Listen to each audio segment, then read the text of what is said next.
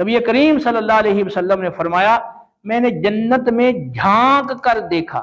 جنت میں جھانک کر دیکھا تو اکثریت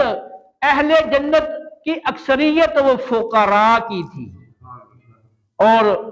ترمذی کی روایت میں ہے نبی کریم علیہ السلام نے فرمایا جو فقراء ہیں وہ اغنیاء یعنی مالداروں کے مقابلے میں 500 سال پہلے جنت میں جائیں گے۔